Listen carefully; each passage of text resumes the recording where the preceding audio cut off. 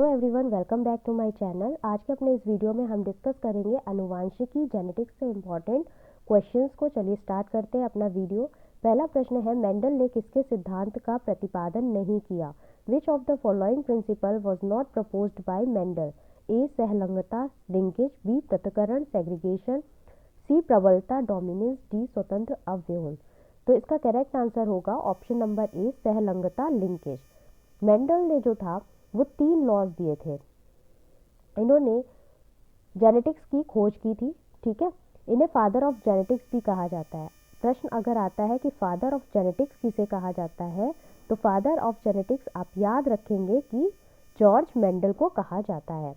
इसके बाद आगे बात करते हैं इनके लॉज की। तो इन्होंने 3 लॉज दिए थे। पहला दिया था लॉ ऑफ डोमिनेंस का, दूसरा लॉ जो दिया था लॉ ऑफ इंडिपेंडेंट असॉर्टमेंट का दिया था, और तीसरा लॉ जो दिया था वो लॉ ऑफ सेग्रीगेशन दिया था। ठीक है, ये 3 लॉज जो थे वो मेंडल ने दिए थे। मेंडल को क्या कहते हैं? फादर ऑफ जेनेटिक्स कहा जाता है। और इन्होंने कौन से पौधे पर अपनी रिसर्च की थी? तो इन्होंने गार्डन पी पर अपनी रिसर्च की थी। तो ये कुछ इंपॉर्टेंट फैक्ट्स थे इससे रिलेटेड। अगला प्रश्न देखते हैं। मेंडल ने अपने चिर प्रतिष्ठित वंशागति नियम को प्रतिपादित करने में निम्नलिखित में से किस जीवधारी का उपयोग किया था? In formulating the well-established law of inheritance, Mendel has used which of the following organisms? A. Drosophila, B. Snapdragon, C. Garden pea, D. Sweet pea. The correct answer is option number C, Garden pea. उन्होंने Garden pea का इस्तेमाल किया था। अगला प्रश्न है, किसको अनुवांशिकी का जनक माना जाता है? Who is known as father of genetics? A. G. Mendel, B. J. Mendel, C. J. Mendel, D. इनमें से कोई नहीं। The correct answer is option number A, G. Mendel। इनका पूरा नाम जो था वो है ग्रेगर जॉन मेंडल। ठीक है, ये भी आप याद रखिएगा। अगला प्रश्न देखते हैं। 4th क्वेश्चन है हमारा, मेंडल का जन्म किस देश में हुआ था? Mendel was born in A. रूस, B. Austria, C. Britain, D. इसमें से कोई नहीं। तो इसका करेक्ट आंसर जो है वो है option number B, Austria. Mendel का जन्म जो था वो ऑस्ट्रिया में हुआ था। अब कई लोग बोलेंगे कि आपने इनको जीके का क्वेश्चन बना दिया। जीके का क्वेश्चन नहीं है ये क्वेश्चन। आप देखिएगा, ये एलटी ग्रेड के एग्जाम में 2018 के एलटी ग्रेड के एग्जाम में आया हुआ क्वेश्चन है। ठीक है, तो आप देख सकते हैं कि प्रश्न जो है वो एग्जामिनर कहीं से भी पूछ लेता है। कई बार हम बहुत बेसिक चीज़ें छोड़ देते हैं कि नहीं ये एग्जामिनर हमसे नहीं पूछ सकता है, लेकिन अगर इस प्रश्न को आप देखेंगे तो आपको समझ में आएगा कि एलटी ग्रेड 2018 में भी कैसा प्रश्न पूछा कि मेंडल वॉज बॉर्न इन, कौन से देश में बॉर्न हुए थे। ठीक है, तो इस तरीके से हम हर एक क्वेश्चन को कवर करेंगे, छोटे से छोटे बात को भी हम कवर करेंगे। चलिए अगला क्वेश्चन देखते हैं। 5th क्वेश्चन है हमारा। चलिए 5th क्वेश्चन कहता है, मेंडल के दूसरे नियम स्वतंत्र अवरोहण का नियम को दर्शाया जाता है। Mendel second law of independent assortment can be demonstrated by A. Test cross द्वारा, बी. बैक क्रॉस द्वारा, सी. एक सकर क्रॉस द्वारा, डी. सकर क्रॉस द्वारा डाई हाइब्रिड क्रॉस। ठीक है, तो इसका सही जवाब क्या होगा? इसका सही जवाब होगा ऑप्शन नंबर डी, संकर क्रॉस द्वारा डाई हाइब्रिड क्रॉस द्वारा। स्वतंत्र अवरोहण का नियम होता क्या है? लॉ ऑफ इंडिपेंडेंट असॉर्टमेंट क्या होता है? जब हम किसी भी एक रिसर्च कर रहे हैं, ठीक है, जेनेटिकली किसी भी ऑर्गेनिज्म की एक रिसर्च कर रहे हैं, तो हम उसके कैरेक्टरिस्टिक या ट्रेट, जब हम एक या दो से ज़्यादा ट्रेट को एक साथ एग्जामिन करते हैं, तो यही है हमारा इंडिपेंडेंट असॉर्टमेंट। इसमें क्या होता है कि जो जनरेशन होती है वो हेरिडिटी दूसरे F1 जनरेशन में पास आउट हो जाती है। इसको हम ऐसे भी समझ सकते हैं। देखिए, जैसे हमने कोई ये हमारा एक दो ट्रेट ले ली, ट्रेट मतलब कैरेक्टरिस्टिक्स ले ली। ठीक है, ये एक प्लांट की कैरेक्टरिस्टिक ली कि हम जो ये बड़ा वाला टी है, कैपिटल टी, ये शो करेगा टॉल प्लांट को कि प्लांट कैसा है, टॉल है। और इसी के साथ एक ट्रेट हमने ले लिया कि स्मॉल प्लांट का, और इसको हमने क्रॉस कराया किसके साथ? दो स्मॉल प्लांट के ट्रेट के साथ। देन अब इसमें से क्या होगा? इसमें से दो जनरेशन में ये डिवाइड होगा, ठीक है। जब हम इसका डाईहाइब्रिड क्रॉस कराएंगे तो क्या बनेगा, कुछ इस तरीके से इनका रिजल्ट आएगा। तो इसमें क्या रिजल्ट आया, एक रिजल्ट आया कि हमारा जो टेस्ट क्रॉस था, डाईहाइब्रिड क्रॉस जो हमने कराया था, सॉरी टेस्ट क्रॉस नहीं, डाईहाइब्रिड क्रॉस जो हमने कराया था, उसमें एक रिजल्ट आया कि पॉसिबिलिटी कितनी है, टॉल प्लांट होने की 1 पॉसिबिलिटी है, लेकिन स्मॉल प्लांट की कितनी है, 3 पॉसिबिलिटी है। तो इस तरीके से इसको बोलेंगे हम independent law of assortment. Next question देखते हैं, मेंडल का स्वतंत्र अवव्यूहन का निष्कर्ष कैसे प्रसंकरण से सिद्ध हुआ है। Mendel's law of independent assortment was proved by A एक गुण मोनोहाइब्रिड क्रॉस, बी उल्टा प्रसंकरण बैक क्रॉस, सी द्विगुण डाईहाइब्रिड क्रॉस, डी अपूर्ण प्रबलता इनकम्प्लीट डोमिनेंस। तो अभी मैंने आपको पीछे बताया था, तो इसका आंसर क्या होगा, ऑप्शन नंबर सी द्विगुण डाईहाइब्रिड क्रॉस। अगला प्रश्न देखते हैं, 7th क्वेश्चन, अपने द्विगुण प्रसंकरण प्रयोग के लिए मेंडल ने कौन से बीज चुने। For a dihybrid cross which type of seed was chosen by Mendel, A गोल हरे तथा झुर्रीदार पीले, बी गोल पीले तथा झुर्रीदार हरे, round yellow and wrinkled green, C गोल लाल तथा झुर्रीदार पीले, round red and wrinkled yellow, D उपयुक्त में से कोई नहीं, none of the above. The correct answer of this question is option number B गोल पीले तथा झुर्रीदार हरे, round yellow and wrinkled green. अगला प्रश्न देखते हैं, 8th क्वेश्चन है, एक संकर क्रॉस का फिनोटिपिक अनुपात वह प्रदर्शन अनुपात होता है। The phenotypic ratio of the monohybrid cross is A 1:1, B 1:2:1, C 9:3:3:1, D 3:1। तो इसका सही जवाब क्या होगा, इसका सही जवाब होगा ऑप्शन नंबर डी 3:1। ये कैसे हुआ, इसमें देखिए आपका एक ये पेरेंट है, ठीक है, हमने टी ले लिया, टॉल प्लांट ले लिया और स्मॉल प्लांट ले लिया, ठीक है। अब हम देखेंगे जो F1, ये जो हमारी थी ये तो पेरेंट्स थे। अब हम F1 जनरेशन देखेंगे कि अगले जनरेशन में क्या होगा। अगले जनरेशन में जो ट्रेड बनेगी वो कुछ इस तरीके से बनेगी, यहाँ से एक टी आएगा, यहाँ से एक टी आएगा और यहाँ से एक टी और एक टी, फिर हम इसको क्रॉस कराएंगे तो ये बन गया ऐसे, इसकी इससे कराई,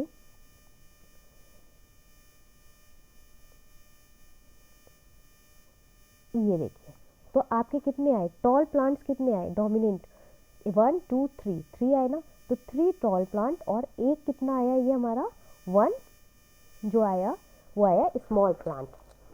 तो ये था आपका F1 जनरेशन।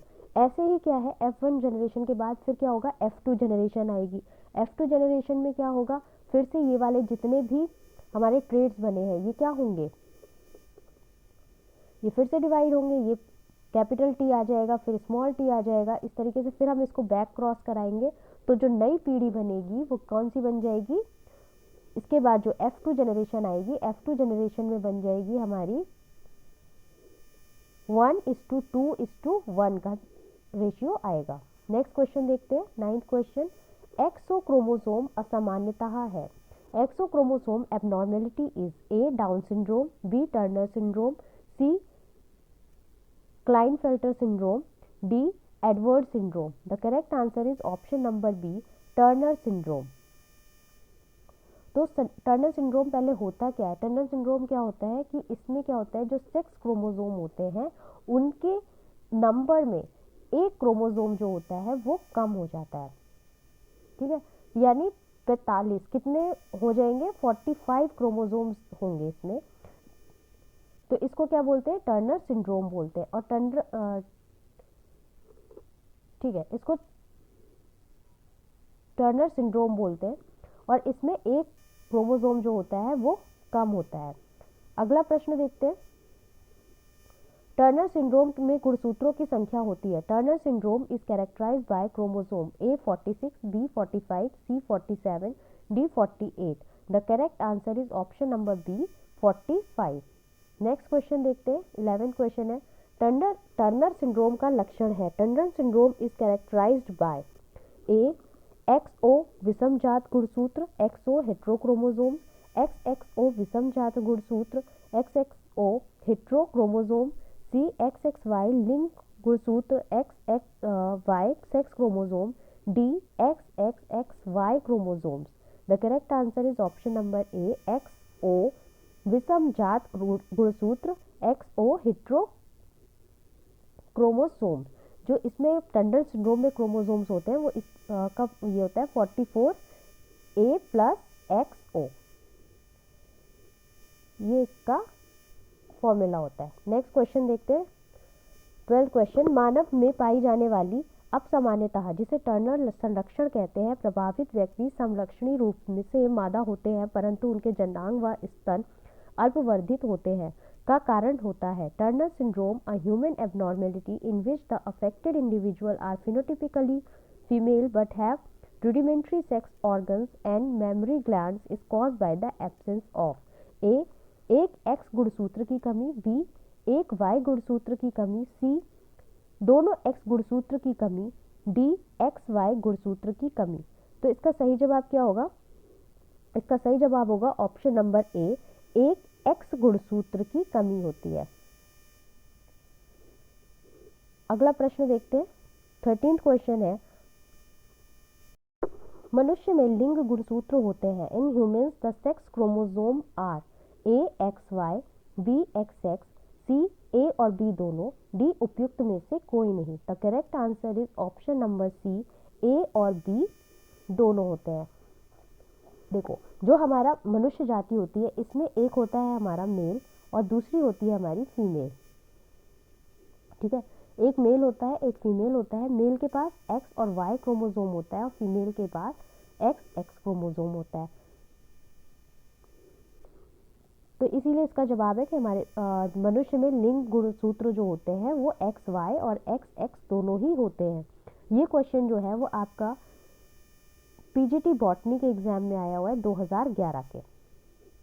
अगला प्रश्न देखते हैं। 14 क्वेश्चन, मनुष्य में शिशु लिंग निर्धारण निर्भर करता है। Sex determination in human baby is depends on A अंडे के प्रकार पर, B माता की सेहत पर, C माता की आयु पर, D शुक्राणु के प्रकार पर। तो इसका सही जवाब क्या होगा? इसका सही जवाब होगा ऑप्शन नंबर डी, शुक्राणु के प्रकार पर, टाइप ऑफ स्पर्म। मनुष्य में जो शिशु लिंग निर्धारण होता है यानी सेक्स डिटर्मिनेशन जो होती है ह्यूमन बॉडी में वो डिपेंड करती है मेल के ऊपर, क्योंकि जो फीमेल्स होती हैं उनके पास XX सेम क्रोमोसोम होता है जो कि रिस्पॉन्सिबल होता है for the production of a girl. ठीक है, लेकिन और जो मेल्स होते हैं उनके पास दो क्रोमोसोम होते हैं, X is for girl and Y is for boy. तो जब मेल का X फीमेल की X से मिलता है देन गर्ल का सेक्स डिटर्मिनेशन होगा, और जब X जो मेल का Y होता है वो फीमेल की X से जाके मिलता है तो बॉय का डिटर्मिनेशन होता है।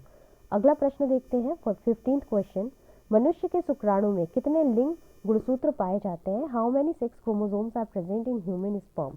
A1, B2, C44, D46। The correct answer is option number A1। अगला प्रश्न देखते हैं। त्रिक एक सूत्री के लिए गुणसूत्र सूत्र है। The formula for triplet monosomic is A 2n - 1 - 1 - 1, B 2n + 3, C 2n + 1 + 1 + 1, D 2n - 3। The correct answer is option number A 2n - 1 - 1 - 1। ठीक है, तो ये जो फॉर्मूला है ये आपका त्रिक एक सूत्री यानी कि ट्रिपल मोनोजेमिक का फॉर्मूला है, जबकि 2n - 1 जो होता है 2n - 1 जो होता है वो आपका एक सूत्री फॉर्मूला होता है, एक सूत्री का। ठीक है, और इसके अलावा 2n - 1 - 1 ये वाला जो फॉर्मूला है ये आपके द्विसूत्री का होगा। अगला प्रश्न देखते हैं। 17 क्वेश्चन, द्विगुणित जीव जिसमें एक जोड़े का एक गुणसूत्र नहीं है अर्थात 2n - 1 कहलाता है। Diploid organism having one chromosome of a single pair missing that is 2n - 1 is called A त्रिसूत्री ट्राइसोमिक, B एक सूत्री मोनोसोमिक, C चतुसूत्री टेट्रासोमिक, D असूत्री nullisomic? The correct answer is option number B, एक सूत्री monosomic. Next question देखते हैं। बार काय किसमें अनुपस्थित होती है? Barr bodies are absent in A Klinefelter syndrome, B Turner syndrome, C human female, D both A and B. The correct answer is option number B, Turner syndrome. और ये जो बार बॉडीज होती है ये प्रेजेंट कहाँ होती हैं? जितनी जो मैमेलियन फीमेल्स होती हैं, मैमेलियन फीमेल्स के सोमेटिक सेल्स में बार बॉडीज प्रेजेंट होती हैं। ठीक है, अगला प्रश्न देखते हैं। 19th क्वेश्चन है, एडवर्ड सिंड्रोम एक ऐसी असामान्यता है जिसमें मानसिक हीनता हो जाती है जो होती है इस गुणसूत्र में एकाधी सूत्रता के कारण। Edward syndrome is an abnormality leading to mental deficiency caused by trisomy of chromosome number A5, B9, C15, D18. The correct answer is option number D, 18. Edward syndrome में 18वीं जोड़ी के जो में म्यूटेशन हो जाता है। 18वीं जोड़ी का जो क्रोमोसोम पेयर होता है उसमें क्या होता है? म्यूटेशन हो जाता है। 20वां प्रश्न है, क्लाइनेफेल्टर सिंड्रोम में बार काय की संख्या होती है? Number of Barr bodies in Klinefelter syndrome is A1, B2, C3, D शून्य। The correct answer is option number A1। अगला प्रश्न देखते हैं। पुरुषों में होने वाली एक अपसामान्यता जिसमें वृषण की ठीक से परिवर्धन न होने के कारण वे सदैव बांझ होते हैं क्योंकि उनमें एक अतिरिक्त X गुणसूत्र होता है, 47 XXY कहलाती है। An abnormality in men who are always sterile due to improper development of testes because of an additional X chromosome 47 XXY is known as A. Huntington व्याधि, Huntington disease, B. Marfan संरक्षण, Marfan syndrome, C. Klinefelter संरक्षण, D. Turner syndrome, Turner संरक्षण। तो इसका सही जवाब होगा option number C, Klinefelter syndrome. अगला प्रश्न देखते हैं। गायनिकोमेस्टिया अवस्था दिख सकती है। Gynaecomastia stage can be observed in A Down syndrome, B Klinefelter syndrome, C Turner syndrome, D Edward syndrome. The correct answer is option number B, Klinefelter syndrome. Next question देखते हैं। 23rd क्वेश्चन, एक सूत्री पौधे में गुणसूत्रों की संख्या क्या होगी? What is the number of chromosome in a monosomic plant? A 2n+2, B 2n-1, C 2n-2, D 2n+1। The correct answer is option number B, 2n-1। अगला प्रश्न है, मंगोलाइड स्थिति संबंधित होती है। Mongoloid condition is related to A monosomy से, B trisomy से, C nullisomy से, डी इनमें से कोई नहीं। The correct answer is option number B, trisomy से। मंगोलाइड या डाउन सिंड्रोम में इसमें क्या होता है, 21st पेयर ऑफ क्रोमोसोम होता है। 21वें जोड़ी के गुणसूत्र में क्या होता है, 2 की जगह कितने हो जाते हैं? ये 3 हो जाते हैं। जो 21st पेयर होता है क्रोमोसोम का, वहाँ पर 2 क्रोमोसोम होने चाहिए, लेकिन इसमें 1 क्रोमोसोम और ऐड हो जाता है, 2 की बजाय 3 क्रोमोसोम हो जाते हैं। और इससे प्रोड्यूस जो भी हमारा ऑफस्प्रिंग होता है उसमें टोटल नंबर ऑफ क्रोमोसोम जो होते हैं वो 46 होने की बजाय कितने हो जाते हैं? 47 हो जाते हैं, और इसे ही ट्राइसोमी सिंड्रोम कहते हैं।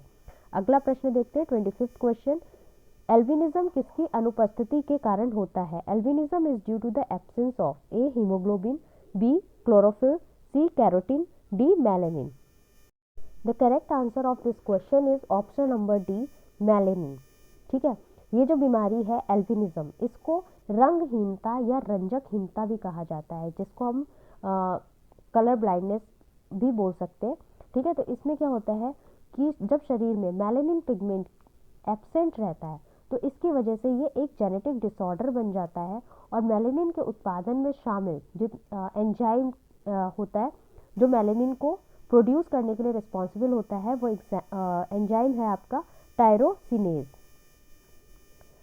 जब मेलानिन ही नहीं होगा तो टायरोसिनेज भी एंजाइम नहीं होगा, जिसकी वजह से क्या हो जाता है, इस एंजाइम के वजह से जो स्किन होती है या हेयर्स होते हैं या आँख होते हैं, हमारी आंखें होती हैं इसमें से रंगों का अभाव हो जाता है, यानी रंग नहीं रहते हैं। अगला प्रश्न देखते हैं, 26 क्वेश्चन है, सिस्टिक फाइब्रोसिस किस प्रकार की अनुवांशिक बीमारी है? Which type of genetic disease cystic fibrosis is? A लिंग सहलंग अप्रभावी, sex linked recessive, B autosomal प्रभावी ऑटोसोमल डोमिनेंट, सी लिंग सहलंग प्रभावी sex linked dominant, D autosomal अप्रभावी autosomal recessive. The correct answer is this question is option number D, autosomal अप्रभावी। अगला प्रश्न देखते हैं, 27 क्वेश्चन है, फिलाडेल्फिया गुणसूत्र में स्थानांतरण होता है in Philadelphia chromosome the translocation occurs between chromosome. A गुणसूत्र 9 तथा 22 के मध्य 9 एंड 22, बी गुणसूत्र 7 तथा 17 के मध्य 7 एंड 17, सी गुणसूत्र 10 तथा 21 के मध्य, डी गुणसूत्र 6 तथा 16 के मध्य। The correct answer is option number A, गुणसूत्र तथा 22 के मध्य 9 एंड 22।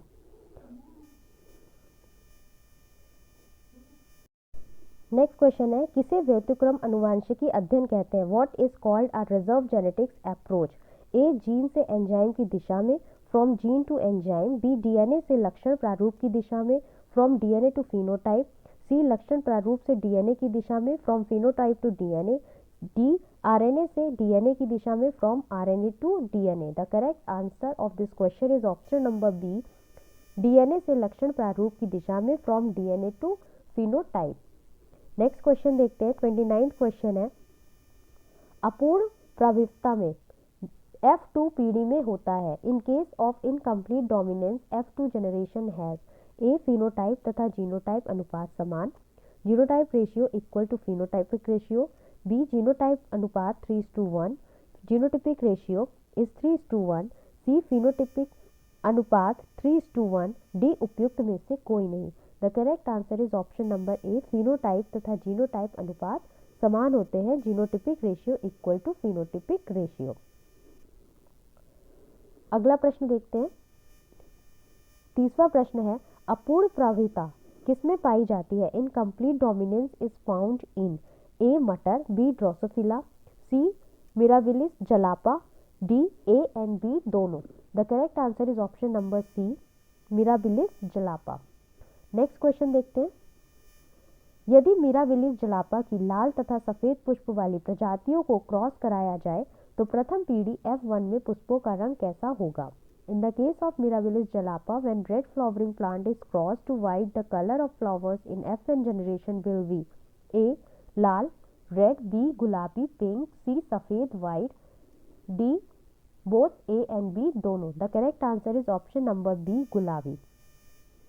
अगला प्रश्न देखते हैं, 32 क्वेश्चन है, अपूर्ण प्रभाविता में द्वितीय पीढ़ी का अनुपात होता है। In case of incomplete dominance the ratio of F2 generation is A 3:1, B 2:1:1, C 1:1, D 1:2:1। The correct answer is option number D, 1:2:1। Next question देखते हैं, 33 क्वेश्चन है, अपूर्ण प्रभाविता में F2 पीढ़ी में एक गुण संकरण दृश्य रूप अनुपात होता है। In case of incomplete dominance the monohybrid ratio of phenotypes in F2 generation is A 1:2:1, B 3:1:1, C 9:3:3:1, D 2:3:1। The correct answer is option number A, 1:2:1। अगला प्रश्न देखते हैं, 34th क्वेश्चन है, जब दोनों जनक रुधिर वर्ग ए बी के हों तो उनके बच्चों में हो सकता है। When both parents are of blood type A B then can have children with A B तथा ओ रुधिर वर्ग, A B and O blood group, B A B तथा ए बी रुधिर वर्ग, बी ए बी तथा and A B blood group, C A तथा B रुधिर वर्ग, A and B blood group, D A B तथा ओ रुधिर वर्ग, A B and O blood group. The correct answer of this question is option number B, A B तथा A B रुधिर वर्ग, A B तथा A B blood group. तो इसमें क्या होता है, जो पेरेंट्स जो है इसको हम एक डायग्राम से भी समझ सकते हैं, कोशिश करते हैं आपको समझाने की। यहाँ पर ये हमारा टेस्ट क्रॉस है, ठीक है। तो यहाँ पर हम देखेंगे पेरेंट्स जो है एक का कैसा है, ए ब्लड ग्रुप का है, और दूसरा उनके पास क्या है, बी है। मेल के पास भी ए है और क्या है, बी है, ठीक है। जब हम इनको क्रॉस कराएंगे, इस 1A को इस 1A से कराएंगे तो क्या बनेगा, पॉसिबिलिटी बनेगी ए ब्लड ग्रुप की। देन हम इस 1A को मेल के फीमेल की 1B से कराएंगे तो पॉसिबिलिटी क्या बनेगी। देन हम इन दोनों को भी क्रॉस कराएंगे तो 1A 1B, और जब 1B 1B को कराएंगे तो ब्लड ग्रुप जो होगा वो बी होगा। अगला प्रश्न देखते हैं, 35th क्वेश्चन।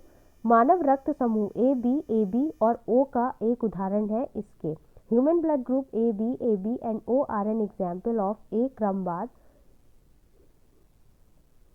बी प्रवणता, सी द्विगुणिता की प्रवणता, डी बहुरूपता। The correct answer is option number D, बहुरूपता, पॉलीमॉर्फिज्म। नेक्स्ट क्वेश्चन है 36 क्वेश्चन। यदि किसी संतान का रुधिर वर्ग ए बी है और उसके पिता का रुधिर वर्ग ओ है तो उसकी माता का रुधिर वर्ग क्या होगा। If a child's blood group is A B and his or her father's blood group is O, what would be the blood group of his or her mother? A B B C O D, इनमें से कोई नहीं। The correct answer of this question is option number D, इनमें से कोई नहीं। कैसे, इसको हम एक बार क्रॉस करके देख लेते हैं। ये माना हमने पिता का है, ठीक है, फादर का है, फादर के पास क्या है, ब्लड ग्रुप आई ओ है, ओ एंटीजन का है। जब हम इसको क्रॉस कराएंगे उसकी मदर के साथ, जिसका ब्लड ग्रुप हमें पता ही नहीं है, पता करना है, लेकिन जो इनका चाइल्ड है वो कौन सा है, उसका ब्लड ग्रुप क्या है, उसके ए बी है, यानी उसके पास एक एंटीजन ए का भी है और एक बी का भी है। तो अब हम इसको अगर क्रॉस कराएंगे तो किस तरीके से सिचुएशन बनेगी वो देखते हैं। यहाँ पर देखिए, ये हमारा फिर से हमने बॉक्स बना लिया अपना। दो सिचुएशन है, एक हमारे पास मेल के है और एक फीमेल के होंगे, ठीक है। जो फादर है उसके पास कैसा है, ओ ब्लड ग्रुप है। अब फीमेल बच्चे का देखेंगे, ए बी है उसका, तो हम यहाँ पे पॉसिबिलिटी कर लेंगे ना टेस्ट क्रॉस करके, तो यहाँ पे क्या आ जाएगा, आप देखिए सिचुएशंस किस तरीके से आएंगी। टेस्ट क्रॉस करना तो आता ही होगा ना आप लोगों को, मैं डायरेक्टली कर रही हूँ। तो इसमें हमें कितना मिला, एक मिला ओ पॉजिटिव का, यहाँ पर भी ओ का मिला, सॉरी ओ, और यहाँ पर भी ओ डोमिनेंट है, यहाँ पर भी ओ डोमिनेंट है। तो माता या पिता में से किसी एक का ब्लड ग्रुप जो है वो ओ होगी। अगर ओ है तो जो उसका चाइल्ड है उसका ब्लड ग्रुप जो है वो ए बी होगा। रुधिर वर्ग संभव ही नहीं है, ए बी हो ही नहीं सकता। आप यहाँ पे देखिए, यहाँ पर कितना आ रहा है, सब जगह ओ ब्लड ग्रुप ही डोमिनेट कर रहा है। तो अगर पेरेंट इसका है तो यहाँ पर ये जो क्वेश्चन पूछा है ना, ये थोड़ा सा ट्विस्ट करके पूछ लिया है आपसे, तो इसका आंसर क्या होगा, नन ऑफ दीज, इसमें से किसी जो उसका बच्चा है उसका ब्लड ग्रुप ए बी होगा ही नहीं। अगला प्रश्न देखते हैं 37 क्वेश्चन। एबीओ रक्त समूह के लिए मानव समष्टि में कुल कितने जीन प्रारूप संभव है। For ABO blood group how many genotypes are responsible in human population. A4, B3, C6, D, इनमें से कोई नहीं। The correct answer is option number C, 6। ABO रक्त समूह के लिए ह्यूमन पॉपुलेशन में कुल कितने जीन प्रारूप होते हैं, देख लीजिए आप। ए होता है, ठीक है, A O, B B, B O, A B और ओ ओ, इतने ही पॉसिबल हैं। अगला प्रश्न देखते हैं, 38 क्वेश्चन है। जब एक जीन दूसरे जीन की सक्रियता को संकेत करता है तब यह घटना कहलाती है। When one gene remarks the activity of other gene, the phenomenon is called A. सहप्रभाविता codominance, B. अपूर्ण प्रभाविता incomplete dominance, C. epistasis, D. पूरक कारक complementary factor. The correct answer is option number C. epistasis. Epistasis होता क्या है? इसमें क्या होता है, जब कोई भी एक जीन, जैसे यहाँ पर दो जीन है, कोई सा भी दो जीन है, ये वाला जीन जो होगा जब इसको सप्रेस कर देगा, यानी इसकी कैरेक्टरिस्टिक्स को, दूसरे जीन की कैरेक्टरिस्टिक को बाहर ही नहीं आने देगा, तो जो बाहर नहीं आने देगा, जो डोमिनेट करेगा जीन, वो क्या कहलाएगा? एपिस्टेटिक जीन कहलाएगा। लेकिन जो सप्रेस हो जाएगा, दब जाएगा, जो अपने आप को एक्सप्रेस नहीं कर पाएगा, उस जीन को क्या बोलेंगे? उसको हम हाइपो स्टैटिक जीन बोलेंगे। ठीक है, उसको क्या बोलेंगे? हाइपोस्टैटिक जीन बोलेंगे। अगला प्रश्न देखते हैं, 39 क्वेश्चन है, किसी अन्य जीन की उपस्थिति के कारण यदि किसी जीन का लक्षण प्रारूप परिवर्तित हो जाता है तो इसे कहते हैं when the expression of a gene is change due to the presence of another gene it is called as A. प्रबल प्रभाविता ओवर डोमिनेंस, डी. घातक जीन्स लीथल जीन्स, सी. स्वार्थी जीन्स सेल्फिश जीन, डी. प्रबलता epistasis. The correct answer is option number D. प्रबलता epistasis. अगला प्रश्न देखते हैं, 40 प्रश्न है, एक जीन के युग्म विकल्पी द्वारा दूसरे जीन के युग्म विकल्पी विरोध की परिघटना को कहते हैं। The phenomena in which an allele of one gene suppresses the activity of an allele of another gene is known as A. प्रभाविता डोमिनेंस, बी. निष्क्रिय इनएक्टिवेशन, सी. अध्ययनांतरण एपिस्टेसिस, डी. निरोध suppression. The correct answer of this question is option number C. अध्ययनांतरण epistasis. मुझे कई दिनों से cold है, मेरी नाक बिल्कुल बंद हो रही है, इसलिए मुझे बोलने में थोड़ी सी दिक्कत हो रही है, उसको आप लोग थोड़ा सा इग्नोर कीजिएगा। अगला प्रश्न देखते हैं, 41 क्वेश्चन है, यदि दो प्रभावी तथा अप्रभावी अविकल्पी जीन एक ही गुणसूत्र पर उपस्थित हों तो इस स्थिति को कहते हैं इफ टू डोमिनेंट और recessive non allele genes are found on same chromosome the condition is known as A. युग्मन अथवा सिसफेज कपलिंग और क्रिस फेज, डी. अपकर्षित अथवा ट्रांसफेज रिपल्शन और ट्रांसफेज, सी. सिस तथा ट्रांसफेज दोनों both cis and trans phase, D. उपयुक्त में से कोई नहीं none of the above. The correct answer is option number A. युग्मन तथा सिसफेज कपलिंग और सिसफेज। अगला प्रश्न देखते हैं, 42 क्वेश्चन है, संपूरक जीनों के लिए लाक्षणिक द्विसंकरी अनुपात होता है। Characteristic dihybrid ratio for complementary genes is A. 9:3:4, B. 12:3:1, C. 9:7, D. 1:4:6:4:1। The correct answer is option number C. 9:7। जो कॉम्प्लीमेंट्री जीन्स होते हैं इनमें कैरेक्टरिस्टिक डाइहाइब्रिड रेशियो जो होता है वो 9:7 का होता है। अगला क्वेश्चन देखते हैं, 43 क्वेश्चन है, संपूरक जीन में 9:3:3:1 अनुपात किसमें रूपांतरित होता है? 9:3:3:1 ratio is modified in complementary genes as A. 4:1, B. 9:7, C. 12:3:1, D. 1:2:1। The correct answer is option number B. 9:7। Next question देखते हैं, 44th क्वेश्चन है, वह परिघटना जिसमें एकल जीन एक से अधिक विशेषक को प्रभावित करता है कहलाती है। The phenomena in which a single gene influences more than one trait is called A. प्रवेद पेनिट्रेंस, बी. बहुअंगुलिता पॉलीडेक्टिलाइल, सी. बहुगुणिता polyploidy, D. Pleiotropy. The correct answer is option number D. Pleiotropy. अगला प्रश्न देखते हैं, 45th क्वेश्चन है, jeans मुख्यतः बने होते हैं। Genes are mainly made up of A. DNA से, बी. आरएनए से, सी. लिपिड एवं प्रोटीन से, डी. केवल प्रोटीन से। The correct answer is option number A. DNA से। जीन्स जो होते हैं वो डीएनए के छोटे छोटे फ्रेगमेंट्स को कहा जाता है। ठीक है, जो कि और ये जो डीएनए के फ्रेगमेंट्स होते हैं ये बहुत सारे न्यूक्लियोटाइड्स से और पॉलीन्यूक्लियोटाइड्स के बने हुए होते हैं। अगला प्रश्न देखते हैं, 46 क्वेश्चन, जीन्स बने होते हैं। Genes are made up of A. Histones के, बी. लाइपोप्रोटीन के, सी हाइड्रोकार्बन के, सी पॉलीन्यूक्लियोटाइड के। The correct answer is option number D, polynucleotide के।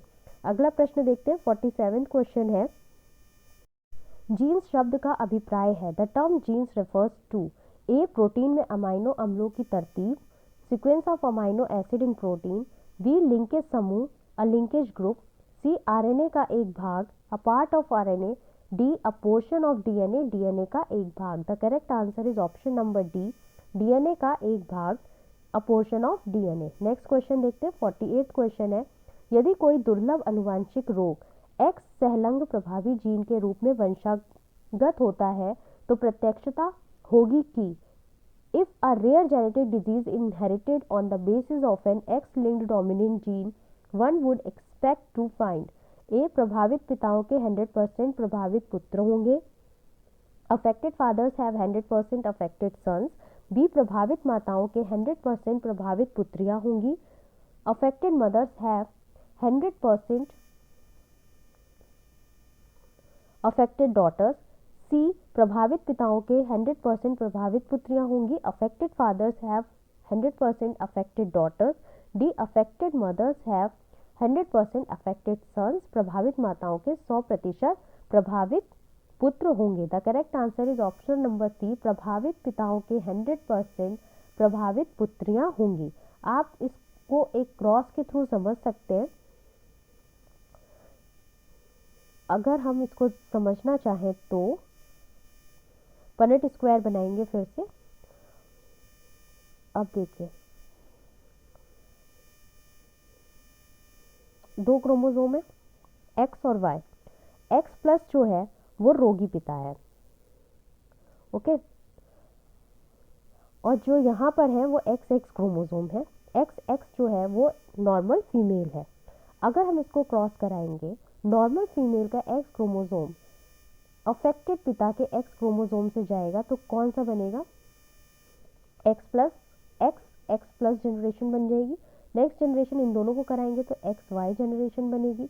देन इन दोनों को क्रॉस कराएंगे तो फिर से एक्स एक्स प्लस जनरेशन बनेगी. और नॉर्मल एक्स को जब मेल के वाई के साथ कराएंगे तो एक्स वाई जनरेशन बनेगी. तो सामान्य पुत्र उसके कितने हुए? यहाँ पर 2 हो गए, एक्स वाई. ठीक है, लेकिन यहाँ पर क्या है, 100% ये वाला जो है डोमिनेट कर रहा है.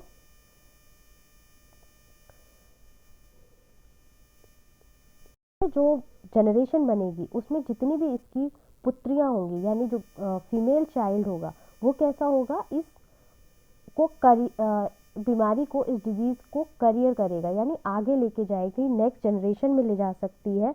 लेकिन ये डिजीज जो है वो इसके जो मेल ऑफस्प्रिंग है उसमें नहीं जा रही है. वहाँ पर नॉर्मल क्रोमोसोम ही ट्रांसफर हो रहे हैं, लेकिन फीमेल में क्या है, जब फीमेल हो रहा है तो वो एक करियर बन रही है, यानी जब वो अपनी नेक्स्ट जनरेशन को भी ये ट्रांसफर कर सकती है जीन्स. अगला प्रश्न देखते हैं, 49वां क्वेश्चन है, एक सामान्य स्त्री की शादी एक ऐसे व्यक्ति से होती है जिसके पास हाइपरट्राइकोसिस का जीन है. इस दंपति से एक पुत्री और एक पुत्र होता है. इसकी पुत्री में हाइपरट्राइकोसिस के पाए जाने की कितनी संभावना है? A normal woman is married to man having hypertrichosis condition. They got one daughter and one son. What is the possibility of this daughter to have hypertrichosis condition? A 0%, B 25%, C 50% and D 75%. The correct answer is option number A 0%. जैसे हमने पहले check किया था तो उसमें क्या था कि जब भी हमारी कोई नॉर्मल फीमेल जो होगी वो क्रॉस करेगी किसी भी अफेक्टेड मेल के साथ, देन क्या होगा, जो मेल ऑफस्प्रिंग बनेंगे वो नॉर्मल बनेंगे, लेकिन जो फीमेल ऑफस्प्रिंग होंगी वो अफेक्टेड नहीं होंगी, लेकिन इस डिजीज को करियर करेंगी, यानी कि ये एक जनरेशन से दूसरे जनरेशन में पहुंचाने का काम करेंगी. अगला प्रश्न देखते हैं, एडेनोसिन है. एडेनोसिन इज ए नाइट्रोजेनिक कार्बनिक क्षार, nitrogenous organic base, B ribonucleoside, C ribonucleotide, D deoxynucleotide. The correct answer is option number B ribonucleoside. तो ये थे हमारे 50 प्रश्न जेनेटिक्स आनुवांशिक से रिलेटेड। इसमें बहुत सारे क्वेश्चंस बनते हैं, तो हम इसको कई पार्ट्स में डिस्कस करेंगे। आप वीडियोस के मेरे चैनल के साथ बने रहिए, वीडियोस को देखते रहिए। हो सकता है वीडियो को प्रिपेयर करने में 1-2 दिन का टाइम लग जाता है, क्योंकि मुझे क्वेश्चंस कलेक्ट करने में थोड़ा सा टाइम लगता है। तो आप ये मत सोचिए कि नया वीडियो नहीं आएगा, ठीक है। तो आप चैनल के साथ बने रहिए। अगर आपको मेरा ये वीडियो पसंद आया हो तो प्लीज़ मेरे चैनल के साथ लाइक करें, शेयर करें और सब्सक्राइब करें।